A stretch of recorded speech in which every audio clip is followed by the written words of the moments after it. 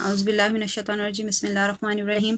جیسا کہ ہم پڑھ رہے تھے کہ اس رکوع میں اللہ سبحانہ و تعالیٰ نے ایمان والوں کا ذکر کیا ہے اور ان کے ایمان کی کس طرح سے جانچ پڑتال کرنی ہے اس کے بارے میں ذکر ہوا ہے۔ تو ایمان والوں کو سب سے پہلے کہا گیا کہ تم لوگ ہر وقت، جیسے کل ہم نے پڑھا کہ اپنی زبانوں کو میرے ذکر سے تر رکھو،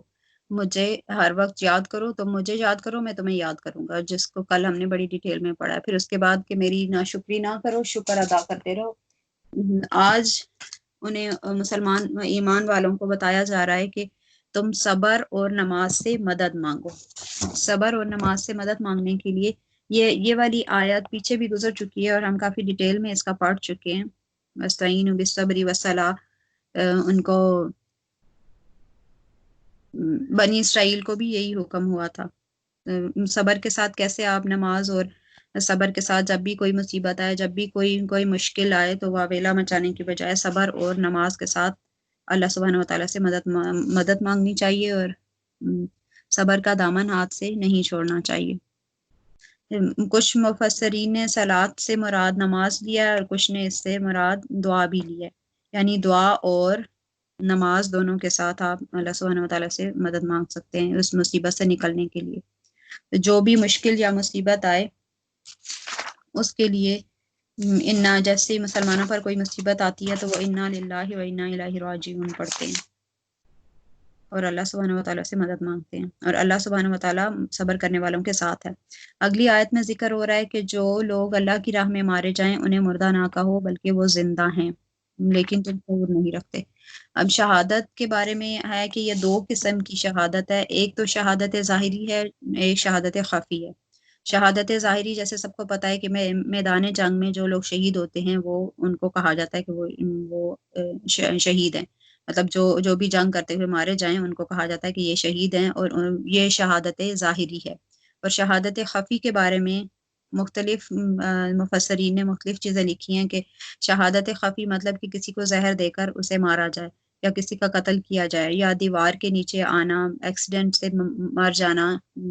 یا طاعون کی بیماری سے مرنا۔ مختلف احادیث کو ملا کر انہوں نے یہ نتیجہ نکالا کہ اس طرح سے جو لوگ مرتے ہیں وہ جس کو چھوٹی شہادت ہے، سب نے سنا ہوا ہوگا کہ چھوٹی شہادت کہا جاتا ہے، ایکچولی اس کو شہادت خفی کہا جاتا ہے۔ تو یہ ان دونوں طریقوں سے جو بھی بندہ اس دنیا سے جاتا ہے ان کے بارے میں اللہ سبحانہ و تعالیٰ فرما رہے کہ انہیں مردہ نہ کہو، وہ زندہ ہیں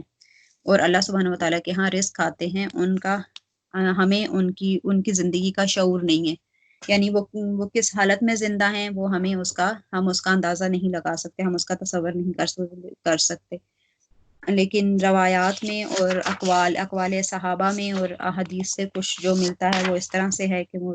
جو شہداء ہیں ان کو مردہ نہ کہا جائے۔ شہداء کی الفاظ جو ہیں وہ مختلف روایات میں مختلف الفاظ آئے ہیں، کہیں پہ آیا ہے کہ وہ سفید پرندوں کی صورت میں ہوتی ہیں جنت میں، اور کہیں پہ آیا ہے کہ وہ سبز پرندوں کی صورت میں جنت کے اندر ہوتے ہیں، زندہ ہوتے ہیں، اور وہ پھل کھاتے ہیں، اللہ سبحانہ و تعالیٰ کے ہاں جنت میں اڑتے ہیں اور پھل شل جو بھی ان کی خوراک ہے وہ کھاتے ہیں۔ حضرت کعب سے روایت ہے، وہ فرماتے ہیں کہ جنت الماوا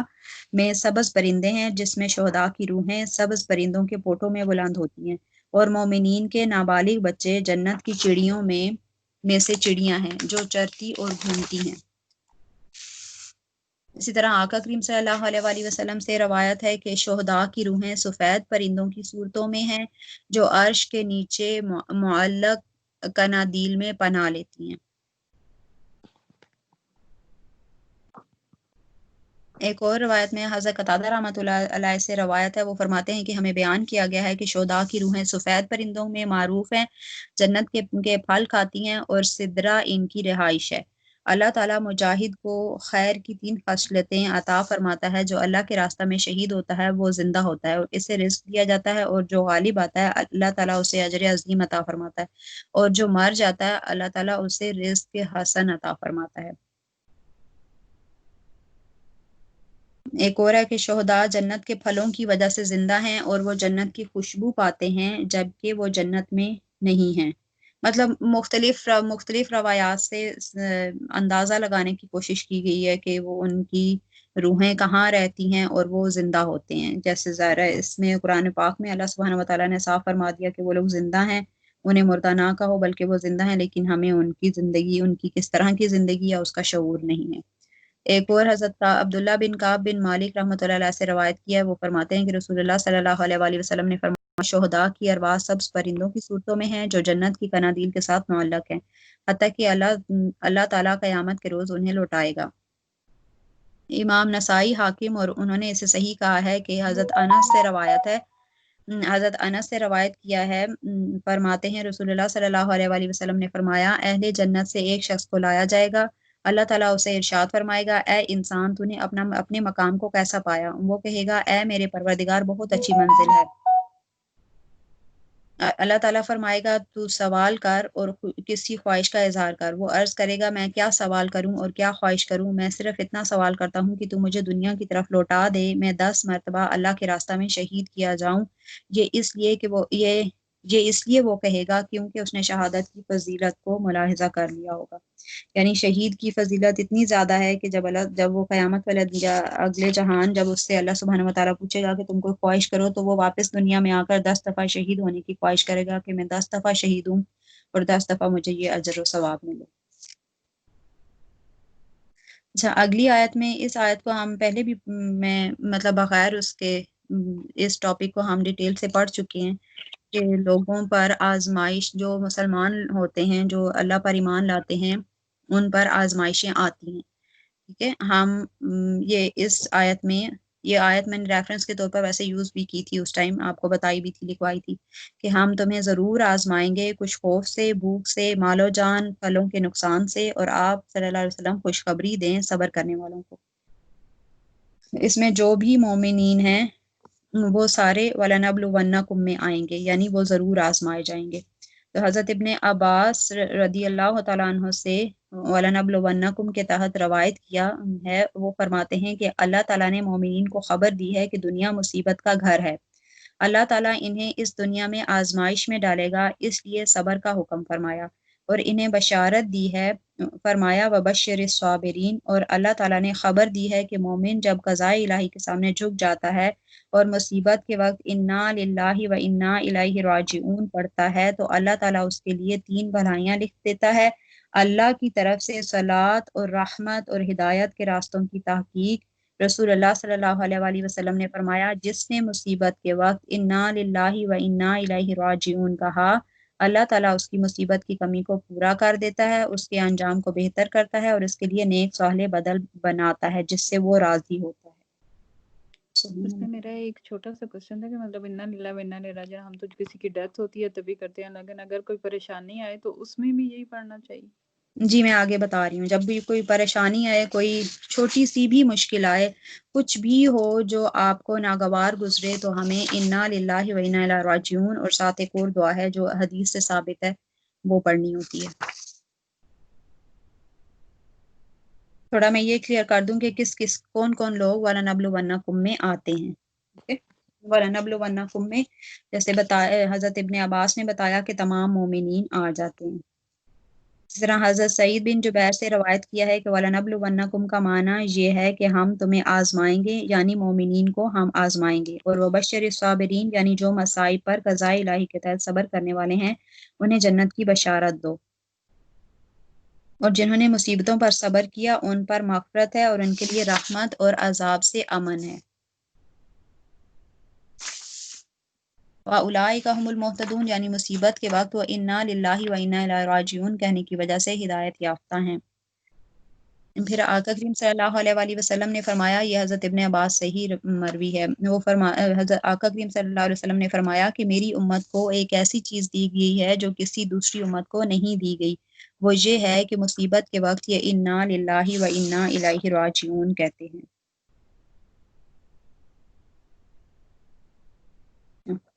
صبر کرنے کا مطلب یہ نہیں ہے کہ ہم صبر جو ہے وہ ساتھ ہم شور بھی مچائیں، واویلا کریں اور اس کے بعد ہم کہیں کہ اب ہمیں صبر کا ثواب بھی مل جائے۔ تو اس صبر کرنے کا مطلب ہے،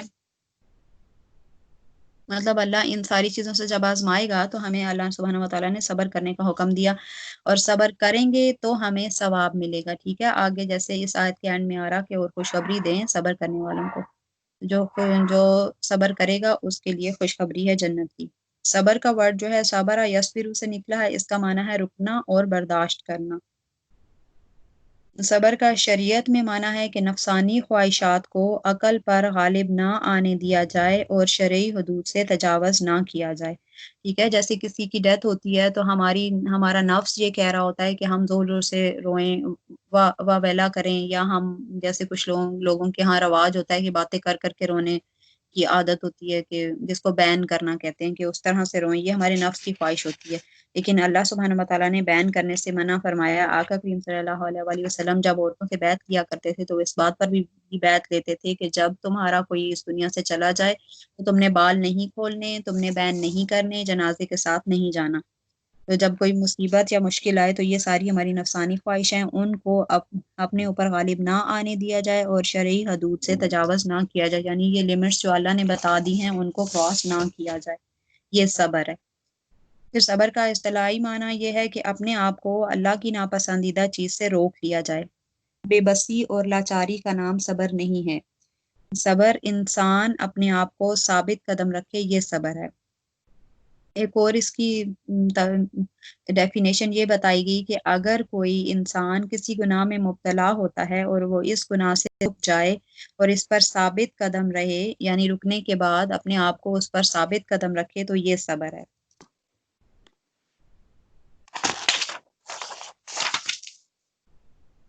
اب جب کوئی مصیبت آتی ہے تو اس میں ہمارا کیا طریقہ ہونا چاہیے، یہ ہم دیکھ لیتے ہیں. کہ ایک تو ہمیں پتہ چلا کہ انا للہ و انا الیہ راجعون کہنا چاہیے کوئی بھی مصیبت آ جائے. ایون کہ یہ جیسے ایک اور یہ ضعیف سند کے ساتھ ہے، یعنی جیسے میں نے بتایا تھا کہ کچھ احادیث ضعیف ہوتی ہیں، کچھ جو ہیں وہ آسن اور اس طرح ڈفرینٹ ہوتی ہیں. ضعیف سند کا مطلب یہ ہوتا ہے کہ اس میں کوئی ایک راوی جو ہے وہ ایسا ہے جس کی اس میں ضعف پایا جاتا ہے، کہ یا اس کی یاداشت میں ضعف ہے، یا اس کی مطلب کسی ایک بات میں ضعف پایا جاتا ہے. لیکن اگر اس طرح کی احادیث ہمیں ضعیف احادیث جو ہیں وہ احکامات کے معاملے میں ہم نہیں لیتے. اس میں احکامات کے معاملے میں اگر کوئی ضعیف حدیث آ جائے تو اس پر عمل نہیں کیا جاتا، لیکن فضائل کے معاملے میں ضعیف احادیث کو بھی لیا جاتا ہے. یہ حضرت ابو امامہ رضی اللہ تعالیٰ عنہ سے روایت کی ہے. وہ فرماتے ہیں کہ نبی کریم صلی اللہ علیہ وآلہ وسلم کے جوتے کا تسمہ ٹوٹ گیا تو آپ صلی اللہ علیہ وآلہ وسلم نے انا للہ و انا الیہ راجعون پڑھا. صحابہ نے عرض کیا یا رسول اللہ یہ بھی مصیبت ہے؟ تو آپ صلی اللہ علیہ وسلم نے ارشاد فرمایا کہ مومن کو جو بھی ناپسندیدہ امر لاحق ہوتا ہے وہ مصیبت ہے. یعنی جو بھی کام ہماری خواہش کے اگینسٹ ہو جائے وہ ہمارے لیے مشکل ہے، مصیبت ہے. تو ہمیں اس پہ انا للہ و انا الیہ راجعون پڑھنا چاہیے. اور ایک اور روایت میں ہے، حضرت ام سلمہ رضی اللہ تعالیٰ عنہ سے روایت کیا ہے. وہ فرماتی ہیں کہ میں نے رسول اللہ صلی اللہ علیہ وآلہ وسلم کو یہ فرماتے سنا کہ بندے کو جب کوئی مصیبت لاحق ہو پھر وہ انا للہ و انا الیہ راجعون پڑھے، پھر یہ کہے اللہم اجرنی فی مصیبتی و اخلف لی خیرا منہا، تو اللہ تعالیٰ اس مصیبت میں اسے اجر عطا فرماتا ہے اور اس سے بہتر بدل عطا فرماتا ہے. حضرت ام سلمہ فرماتی ہیں کہ جب حضرت ابو سلمہ کا وصال ہوا تو میں نے اسی طرح کہا جس طرح رسول اللہ صلی اللہ علیہ وآلہ وسلم نے فرمایا تھا، تو اللہ تعالیٰ نے مجھے بہتر بدل رسول اللہ صلی اللہ علیہ وسلم کی طور پر عطا فرما دیے. ان کا نکاح حضرت ام سلمہ کا نکاح پہلے حضرت ابو سلمہ سے ہوا تھا. تو جب ان کے ہسبینڈ کی ڈیتھ ہوئی، ڈسٹورشن ہے، سوری کسی کا مائک آن ہے تو بند کر دیں پلیز. نکاح کن حضرت سے ہوا تھا؟ ان کا صحابہ کا نام نہیں سمجھ میں آیا. صحابیہ جو حضرت ام المومنین ہیں حضرت ام سلمہ، ان کا نکاح ابو سلمہ کے ساتھ ہوا تھا. جو جب ان کی ڈیتھ ہوئی تو انہوں نے یہی پڑھا انا للہ و انا الیہ راجعون، اور ساتھ میں پڑھا اللہم اجرنی فی مصیبتی و اخلف لی خیرا منہا، کہ اے اللہ مجھے اجر عطا کر اس مصیبت میں، اور اخلف لی اور بدل دے میرے لیے خیرن اس سے بہتر بدلہ عطا کر. تو اللہ سبحانہ وہ فرماتی ہیں کہ میں نے جب اپنے ہسبینڈ کی ڈیتھ پہ یہ پڑھا جو رسول اللہ صلی اللہ علیہ وسلم نے فرمایا تھا، تو مجھے اللہ تعالیٰ نے حضرت ابو سلمہ سے بہتر اجر کیا عطا فرمایا کہ ان کا نکاح آقا کریم صلی اللہ علیہ وآلہ وسلم سے ہو گیا.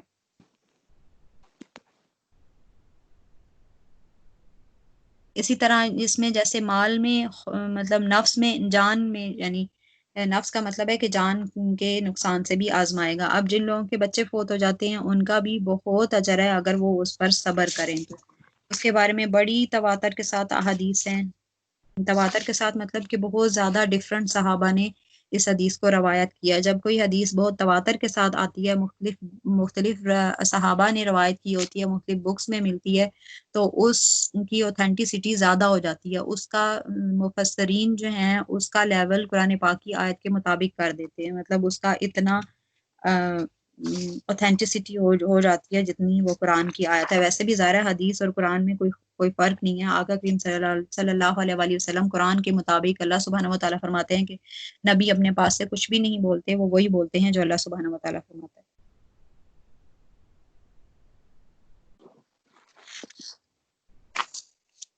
جن عورتوں کا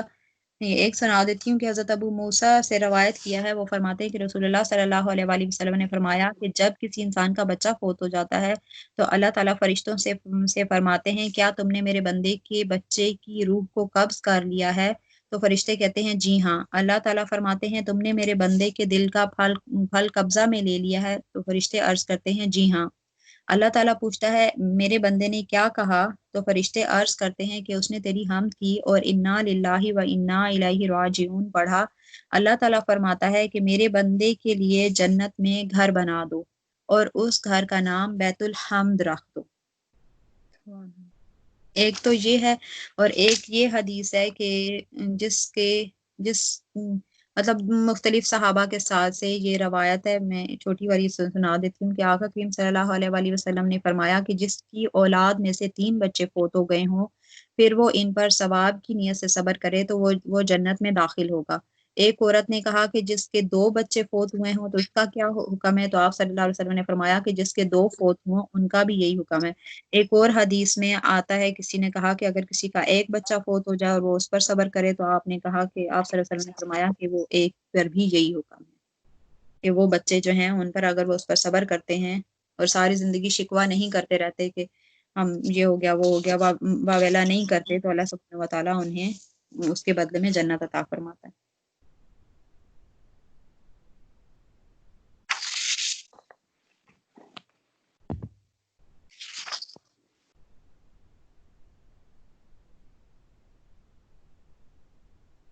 آگے ہے کہ بے شک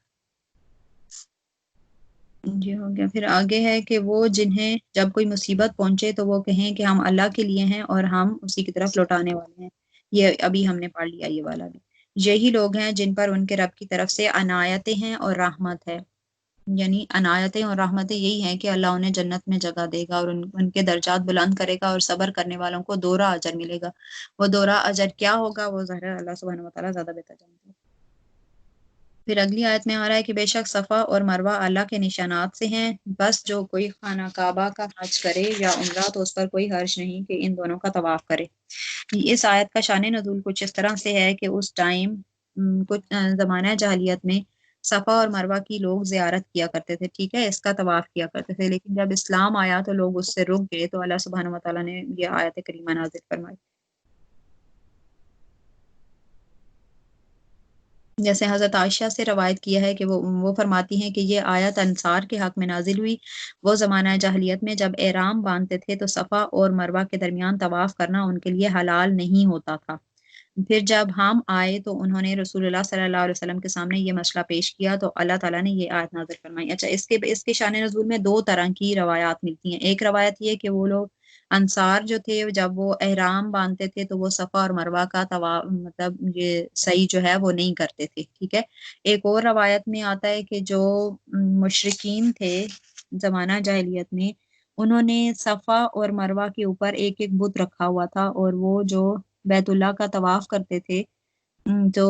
وہ صفا اور مروہ کے درمیان سعی بھی کرتے تھے اور دونوں بتوں کو ٹچ کرتے تھے، ہاتھ لگاتے تھے. تو جب رسول اللہ صلی اللہ علیہ وآلہ وسلم تشریف لائے تو صحابہ نے عرض کیا کہ یا رسول اللہ، صفا اور مروہ کا بتوں کی وجہ سے طواف کیا جاتا ہے تو ان کا طواف شاعر سے نہیں ہے۔ اس پر اللہ سبحانہ و تعالیٰ نے یہ آیت نازل فرمائی کہ نہیں، صفا اور مروہ کا طواف جو ہے وہ صفا اور مروہ شاعر اللہ میں سے ہیں، یعنی اللہ کی نشانیوں میں سے ہیں، اور ان کا طواف تم کرو، اس میں کوئی گناہ نہیں ہے۔ یہ لوگ گناہ سمجھتے تھے صفا اور مروہ کا طواف کرنا، کیونکہ اس ٹائم بت رکھے ہوئے تھے، انہوں نے ایک بت جو ہے وہ صفا پر رکھا ہوا تھا، دوسرا مروہ پر رکھا ہوا تھا، تو یہ صحیح کرتے تھے اور اس پر ہاتھ لگاتے تھے ان کو۔ اس لیے اللہ سبحانہ و تعالیٰ نے فرمایا کہ نہیں۔ پھر بعد میں انہیں بتایا گیا کہ یہ ان دونوں، یعنی حضرت قتادہ سے روایت ہے کہ زمانہ جاہلیت میں تہامہ کے لوگ صفا اور مروہ کے درمیان طواف نہیں کرتے تھے۔ اس پر اللہ تعالیٰ نے یہ آیت نازل فرمائی، ان دونوں پہاڑوں کے درمیان طواف کرنا حضرت ابراہیم اور حضرت اسماعیل علیہ السلام کی سنت ہے۔ یعنی مسلمانوں کو پھر بتایا گیا کہ تم لوگ طواف کرو، یہ حضرت ابراہیم علیہ السلام کی سنت ہے، اور یہ اللہ کے اس میں سے ہے، شاعر میں سے ہے۔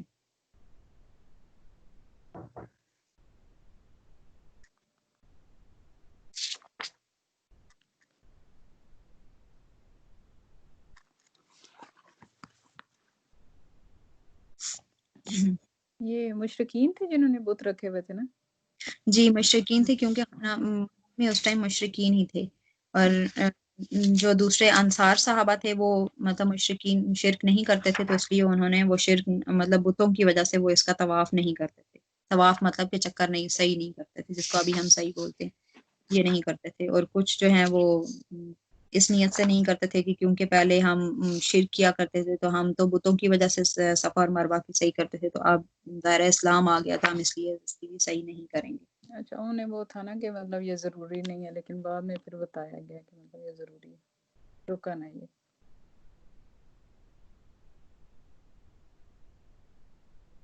اچھا، اگلی آیت میں آ رہا ہے کہ جو لوگ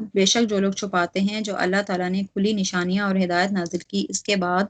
کہ ہم نے اسے کتاب میں لوگوں کے لیے واضح کر دیا، یہی لوگ ہیں جن پر اللہ لعنت کرتا ہے اور ان پر لعنت کرتے ہیں لعنت کرنے والے۔ کہ حضرت قتادہ رحمۃ اللہ علیہ سے روایت کیا ہے کہ یہ اہل کتاب تھے جنہوں نے اسلام جو اللہ کا دین ہے اسے چھپایا، اور حضرت محمد صلی اللہ علیہ وآلہ وسلم کی شانوں کو چھپایا، حالانکہ وہ تورات اور انجیل میں اپنے پاس آپ کا ذکر لکھا ہوا پاتے تھے۔ یلعنہم اللاعنون سے مراد یہ ہے کہ اللہ کے فرشتے اور مومنین ان پر لعنت کرتے ہیں، یعنی یہ جو آخر میں ورڈ آیا کہ ان پر لعنت کرتے ہیں لعنت کرنے والے۔ لعنت کرنے والے کون ہیں؟ اس سے مراد حضرت قتادہ کے مطابق فرشتے اور مومنین ہیں۔ مختلف نے مختلف روایت اس سے لیا ہے کہ لعنون سے مراد جن، انسان اور ہر جانور، کسی نے کہا کہ اس سے مراد جو ہے زمین کے کیڑے، کسی نے کہا کہ اللہ کی تمام مخلوق، مطلب اس سے یہی مراد لیا گیا کہ ان پر یہود و نصارہ ان پر لعنت کرتے ہیں کیونکہ انہوں نے اس چیز کو چھپایا تھا۔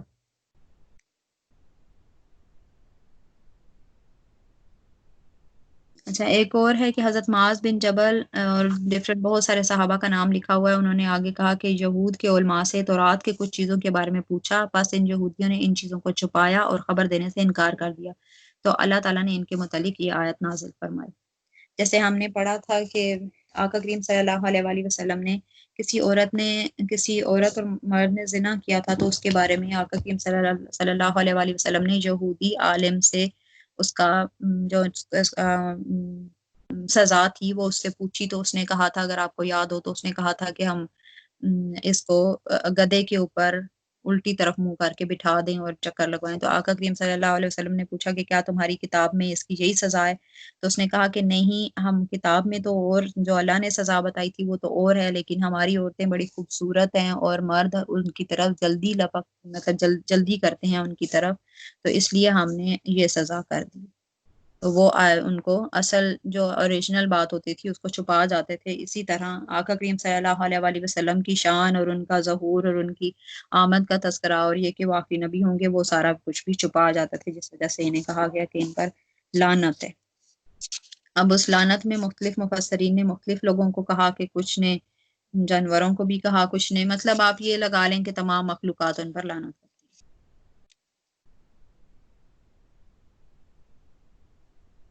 اب اس میں یہ بھی آ جائے گا اور کہ جو لوگ جی جی بولیں، کچھ بولنا چاہ رہے تھے؟ جی میں یہ کوشچن کرنا چاہ رہی تھی، جو لعنت اللہ تعالیٰ نے کسی کے اوپر ڈالی اور باقی مخلوقات نے بھی اکارڈنگ ٹو دا ٹرانسلیشن، تو ان کو کیا اس کی پھر سزا ہوگی؟ بے شک وہ بھٹکے، دنیا میں بھی بھٹکے ہوئے ہوں گے، لیکن وہ لعنت کا ان کی سزا آخرت میں اور دنیا میں کیا ہوگی؟ جو لعنتی ہوں گے، جو اللہ تعالیٰ کی ناراضگی کے اس میں آتے ہیں، تو ان کو کیا اس چیز کی سزا ہوگی؟ لیکن جس پر اللہ کی لعنت ہے، لعنت کا مطلب ہے کہ اللہ کی ناراضگی، اللہ کا عذاب تم پر آئے. وہ کیا عذاب ہوگا؟ وہ جہنم ہوگا ان کا عذاب. اور کیا دنیا میں ذلت اور رسوائی ہوگی، اور آخرت میں جہنم ہوگا. دنیا میں ہو سکتا ہے اللہ سبحانہ وتعالیٰ فرماتے ہیں کہ میں ایسے لوگوں کو ڈھیل دے دیتا ہوں انہیں، جیسے ہم نے پہلے بھی پڑھا کہ میں حضرت ابراہیم علیہ السلام نے دعا فرمائی تھی، تو اللہ سبحانہ وتعالیٰ نے فرمایا کہ نہیں، میں نافرمانوں کو بھی ایک مدت تک مہلت دوں گا اور انہیں رزق بھی دوں گا، سب کچھ دوں گا، لیکن اس کے بعد میں انہیں کھینچ کر جہنم میں انہیں مجبور کر دوں گا جہنم میں جانے کے لیے. ٹھیک، جزاک اللہ، تھینک یو. اچھا، حضرت ذاق رحمۃ اللہ علیہ سے روایت کیا ہے، وہ فرماتے ہیں کہ جب کافر کو گڑھے میں ڈالا جاتا ہے تو اس کا ہتھوڑا مارا جاتا ہے. وہ ایسی چیخ مارتا ہے کہ جنوں انس کے علاوہ ہر چیز اس کی آواز کو سنتی ہے، اور جو چیز اس کی آواز کو سنتی ہے وہ اس پر لعنت کرتی ہے. اسی طرح شعب الایمان میں محمد بن مروان رحمۃ اللہ علیہ کے طریق سے روایت کیا ہے کہ مجھے قلبی نے، مطلب ڈفرینٹ ان کا لکھا ہوا ہے، ان کے ابن مسعود رضی اللہ تعالیٰ عنہ کے سلسلہ سے خبر دی ہے کہ ایک شخص اپنے ساتھی کو کسی مسئلہ میں لعنت کرتا ہے، پھر لعنت آسمان کی طرف جلدی سے بلند ہوتی ہے، اور وہ اس آدمی کو اس لعنت کا اہل نہیں پاتی تو لعنت اس شخص کی طرف لوٹ آتی ہے جو لعنت کرتا ہے، پھر اس کو بھی لعنت کا اہل نہیں پاتی تو وہ یہود کی طرف چلی جاتی ہے. بس یلعنہم اللاعنون سے یہی مراد ہے، پھر جو ان میں سے توبہ کرے اس سے لعنت اٹھ جاتی ہے، اور جو باقی ہوتے ہیں ان پر لعنت قائم رہتی ہے. اب اس میں یہ چھپانے والی بات میں اگر ہم اپنے اوپر رکھیں تو یہ مسلمان اگر اپنے اوپر اس آیت کو رکھیں کہ جو لوگ چھپاتے ہیں حق بات کو تو ان پر اللہ کی لعنت ہے، تو یہ آج کل بھی ہوگا کہ جو علم کو چھپا لیتے ہیں ان کے لیے بھی یہی سزا ہوگی.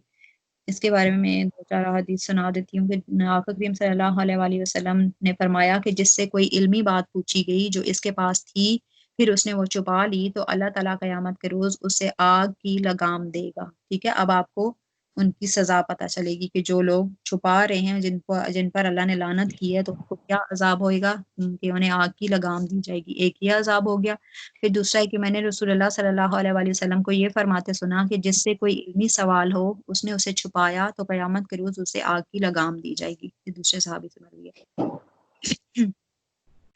پھر آگے ہے کہ آقا کریم صلی اللہ علیہ وآلہ وسلم نے فرمایا کہ جب اس امت کے آخری لوگ پہلوں پر لعنت کریں گے، بس جس نے حدیث کو چھپایا یقیناً اس نے وہ چھپایا جو اللہ تعالیٰ نے نازل کیا.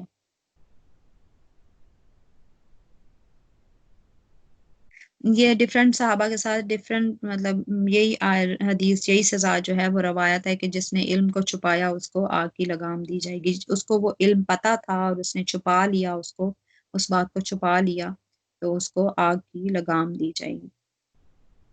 وہ شخص، حضرت ابو ہریرہ رضی اللہ تعالیٰ عنہ سے روایت کیا ہے کہ رسول اللہ صلی اللہ علیہ وسلم نے فرمایا، وہ شخص جو علم حاصل کرتا ہے پھر اس کو بیان نہیں کرتا، اس کی مثال اس شخص کی مانند ہے جو خزانہ جمع کرتا ہے اور خرچ نہیں کرتا. اس میں یہ باتیں بھی آ جائیں گی کہ جیسے نہی انل امر بالمعروف اور نہی عن المنکر ہے، کہ آپ کے سامنے ایک چیز پتہ ہے آپ کو کہ مثال کے طور پر جھوٹ بولنا گناہ ہے، اور آپ کو پتہ ہے کہ دوسرا بندہ سامنے والا یا بچہ کوئی جھوٹ بول رہا ہے اور آپ اس کو منع نہیں کر رہے، تو اس پر بھی آپ سے پوچھ گچھ ہوگی کہ اللہ سبحانہ، آپ کو یہ علم تھا کہ یہ جھوٹ بولنا یا یہ سب کرنا گناہ ہے، اور آپ نے اپنی آنکھوں سے دیکھا اور پھر اس کو منع نہیں کیا. اور جھوٹے پر بھی اللہ کی لعنت ہے، یہ بھی قرآن کی آیت ہے نا؟ میں نے ابھی تک آیت نہیں پڑھی، ویسے مطلب میری ابھی ذرا ولعنت اللہ علی الکاذبین، آئی تھنک ایسے ہے. میں چیک کر لوں گی. جی جی، سوائے ان لوگوں کے جنہوں نے توبہ کی اور اصلاح کی اور واضح کر دیا، بس یہی لوگ ہیں جنہیں میں معاف کرتا ہوں اور میں معاف کرنے والا ہوں۔ آگے اللہ سبحانہ وتعالیٰ نے فرما دیا کہ جو لوگ جو ہیں توبہ کر لیں اور اپنی اصلاح کر لیں، یعنی ایک ان سے غلط کام ہوا ہے، یہ ساری باتوں میں آ جائے گا، ٹھیک ہے، کہ توبہ، وہ ان سے کوئی بھی غلطی ہوئی ہے، کوئی بھی گناہ ہوا ہے اور وہ اس سے توبہ کر لیں، غلطی کو ٹھیک کر لیں، اپنی غلطی کی اصلاح کر لیں، تو ان کی وہ اصلاح میں معاف کر دیتا ہوں اور میں معاف کرنے والا ہوں۔ اس میں لیکن اس ساری میں چیز یہی ہے کہ جو جس کا آپ کو واقعی صحیح علم ہو وہی، جو جن کو نہ ہو وہ پھر پھیلائیں گے تو اس میں گنہگار ہوں گے۔ جی، وہ اگر کوئی کسی کو علم نہیں ہے، اس کو ریفرنس نہیں پتا، حدیث کا ریفرنس نہیں پتا، آیت کا ریفرنس نہیں پتا، اس طرح سے آگے بات نہ کریں، کیونکہ اس طرح سے بات کریں گے تو ان کو گناہ ملے گا، ثواب کی بجائے گناہ ملے گا۔ جتنے بھی لوگوں تک وہ مسئلہ جائے گا، ان لوگوں کو بھی، ان مفتیان کرام کے مطابق، ایسے لوگ جنہیں مسئلہ نہیں پتا اور وہ ویسے ہی باتیں آگے پھیلا رہی ہیں، لوگوں کو اپنے پاس سے باتیں بتا رہے ہیں، ان لوگوں کو بھی اللہ جہنم میں ہی پھینکے گا، ان کا بھی مفتیان کرام کے مطابق انہیں بھی اللہ جہنم ہی بھیجے گا۔ اس میں بہت ساری باتیں آ جاتی ہیں کہ آپ اللہ پر جھوٹ باندھ رہے ہیں، اور اللہ پر جھوٹ باندھنا بہت بڑا گناہ ہے۔ اسی طرح آقا کریم صلی اللہ علیہ وآلہ وسلم آقا کریم صلی اللہ علیہ وسلم نے خود فرمایا ہوا کہ میرے بارے میں میری طرف اگر کسی نے جھوٹ منسوب کیا، میری طرف جھوٹ منسوب کیا، تو وہ اپنا ٹھکانہ جہنم میں بنا لے۔ ہم جیسے، یہ بھی ہماری بہت بڑی غلط عادت ہے کہ کوئی بھی حدیث آتی ہے، جیسے آج کل یہ گوگل اور فیس بک، انسٹاگرام وغیرہ کا یا واٹس ایپ کا دور ہے، تو اس میں آپ کو کوئی بھی حدیث فارورڈ کرتا ہے تو آپ کو نہیں پتا کہ وہ ٹھیک حدیث ہے یا غلط حدیث ہے، وہ اوتھینٹک ہے یا نہیں ہے۔ آپ نے خود کسی بک سے نہیں پڑھی، نہ کسی اسکالر سے سنی، کسی مفتی سے نہیں سنی، آپ نے اس کو فارورڈ کیا، تو جتنے لوگوں کو فارورڈ کیا، اگر تو وہ ٹھیک ہے تو آپ کو ثواب ملے گا، اگر وہ ٹھیک نہیں ہے تو جتنے لوگوں کو آپ نے فارورڈ کیا اتنے لوگوں کا عذاب بھی آپ پر ہی آئے گا۔ اس لیے مفتی اکمل صاحب اور ایک دو اور مفتی معاذ وغیرہ یہ سب منع کرتے ہیں کہ کوئی بھی حدیث بغیر اوتھینٹسٹی کے آپ آگے فارورڈ نہ کریں۔ اگر آپ اتنا آپ کے پاس علم ہے کہ آپ کو کوئی حدیث فارورڈ کرتا ہے اور آپ اس پر چیک کر سکتے ہیں، یا آپ کے پاس بکس ہیں، آپ اس کا ریفرنس نمبر وغیرہ چیک کر سکتے ہیں، تو آپ اس کو آگے فارورڈ کریں، ورنہ مت فارورڈ کریں۔ اور جو آپ کو بھیج رہا ہے اس کو بھی منع کر دیں کہ یہ سب مت کریں، کیونکہ دین کے معاملے میں ذرا سی بھی غلطی جو ہے وہ اللہ معاف نہیں فرمائے گا۔ جیسے ہم نے پیچھے پڑھا کہ یہ لوگ اپنی ہاتھ سے آیتیں لکھتے تھے بنی اسرائیل، اور کہتے تھے کہ یہ اللہ کی طرف سے ہیں، تو یہ پھر اس چیز میں آ جائے گا کہ ایک چیز آپ کو نہیں پتا اور آپ کہہ رہے ہیں کہ یہ اللہ نے ایسے کہا ہے یا نبی نے ایسے کہا ہے، تو وہ آپ ان پر جھوٹ باندھ رہے ہیں، بہتان باندھ رہے ہیں۔ اس سے بڑا ظالم کون ہے جو اللہ پر جھوٹ باندھے؟ یہ بھی قرآن کی ہی آیت ہے۔ تو اس لیے بغیر اور